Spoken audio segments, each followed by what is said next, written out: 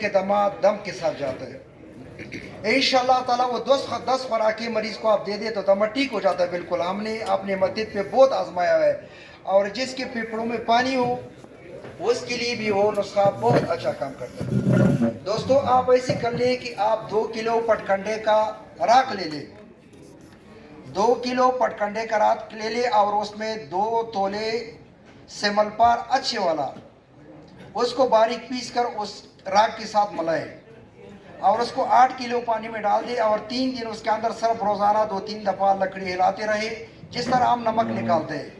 3 دن کے بعد اس کا آپ نمک نکالے اور وہ نمک 1 چاول سے 2 چاول تک صرف 10 خوراک مریض کو دینے.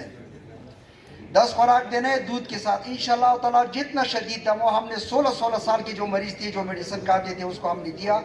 ہم وہ نسخہ دیتے جو ہم نے خود پریکٹیکل استعمال کیا اپنے مسجد پہ. اور اس پہ کیا خرچ آتا ہے میرے بھائیو؟ کچھ بھی نہیں آتے.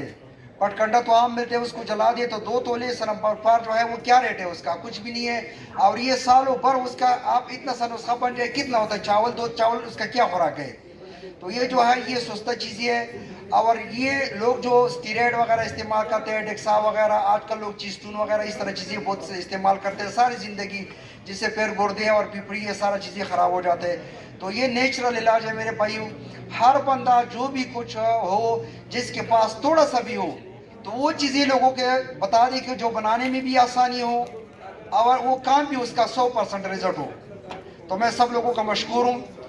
سب کو اللہ خوش رکھے. بہت شکریہ، مہربانی.